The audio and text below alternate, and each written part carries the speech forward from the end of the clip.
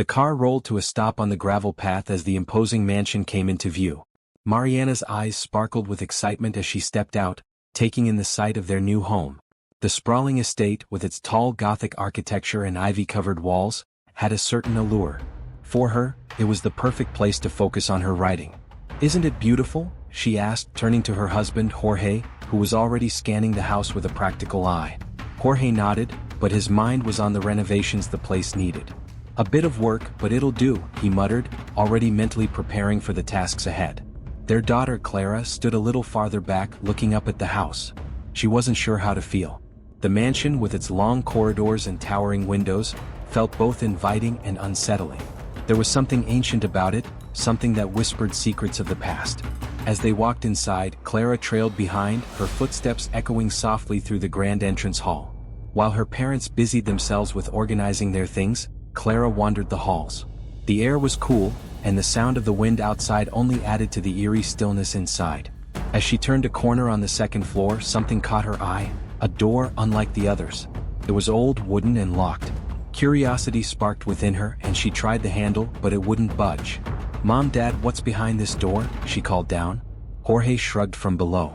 "Probably just an old storage room. Don't worry about it." But Clara couldn't shake the feeling that there was more to that door than they realized. That night, the wind howled as a storm rolled over the mansion. Clara lay in bed, staring at the ceiling, unable to sleep. Her mind kept drifting back to the locked door. There was something unsettling about it, something that gnawed at her curiosity. Suddenly she heard it, a soft, scratching noise. At first, she thought it might be the branches of a tree scraping against the house. But the sound grew louder, more deliberate, as if something was clawing at the wood. Her heart quickened, and she sat up, listening carefully. The sound was coming from upstairs, from the direction of the locked door. Clara slipped out of bed and tiptoed down the hall, trying not to wake her parents. The house felt colder than usual, and each creak of the floor beneath her feet seemed to echo louder than it should.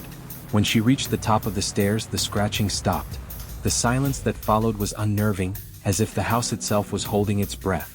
She stood in front of the door, her hand hovering over the handle.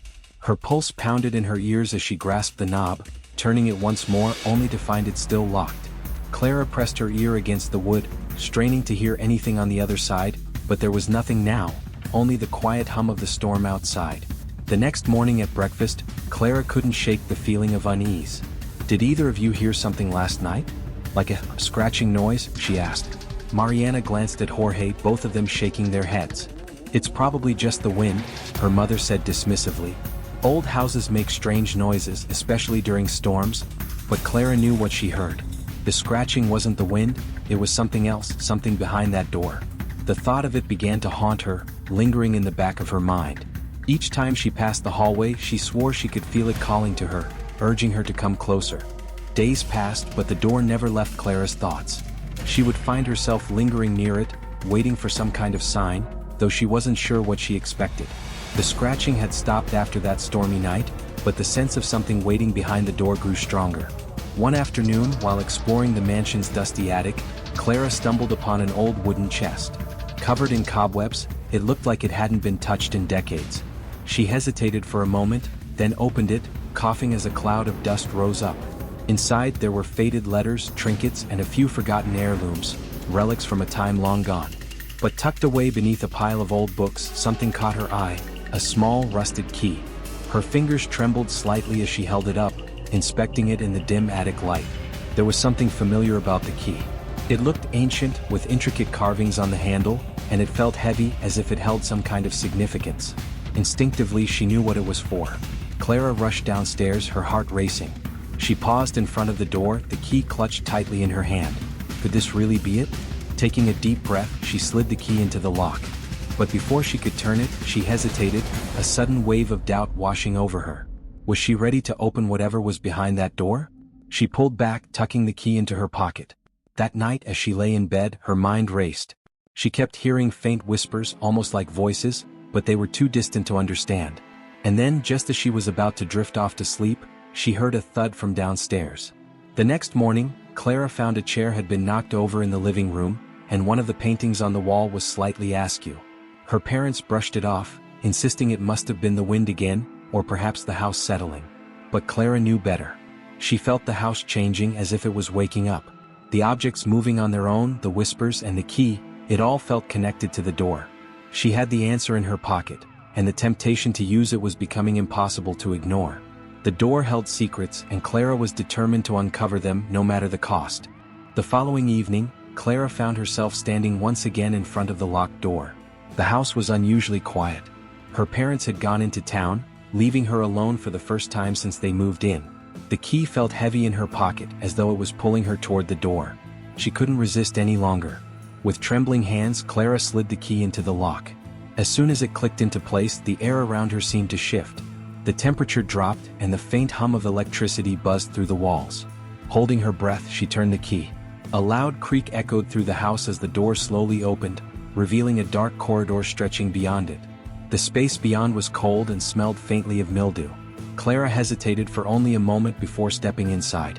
The wooden floor beneath her feet groaned under the weight of her steps. At the end of the corridor was a single room. A dim light flickered from somewhere inside, casting eerie shadows on the walls. As she entered, the room seemed to expand and distort, as though reality itself was warping around her.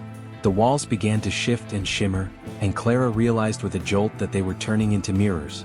She stared at her reflection, but what she saw wasn't herself, at least not as she was.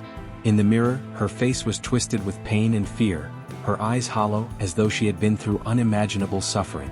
The reflections multiplied, each one showing different versions of herself, each more terrifying than the last. Suddenly, the images in the mirrors changed. They no longer showed her, but her family. She saw her parents arguing in the living room, their faces distorted with anger. Then she saw a memory she had buried deep inside. Her younger brother standing at the edge of a lake, moments before the accident that claimed his life. Tears welled up in Clara's eyes as the guilt came flooding back. They had never talked about it, had never faced the pain of losing him. The mirrors seemed to feed on her regret, reflecting her deepest sorrows. Then the shadows in the room began to move. Out of the mirrors stepped a figure, tall, dark, and featureless except for glowing, hollow eyes. It loomed over her, an embodiment of every fear, every regret she had ever buried. Clara backed away, her heart racing. The entity moved closer, feeding on her terror. She knew she had to do something, anything, to stop it. But she was paralyzed, unable to escape the nightmare that was closing in on her. Her heart pounded in her chest, and her body refused to move. Every instinct screamed for her to run, but her legs were frozen in place. The room seemed to close in around her, the mirrors warping and distorting as if they too were part of the nightmare. As the dark figure stepped closer, Clara's mind raced. She realized the entity wasn't just a creature, it was an embodiment of everything she had avoided for years. The guilt over her brother's death, the pain her family had buried, the trauma they had refused to face. Tears blurred her vision as the memories surged. She remembered that day by the lake, watching her brother slip into the water. She had been too young, too scared to save him. And since then no one had spoken about it. Her parents had locked their grief away, just like they had locked away the secrets of this house.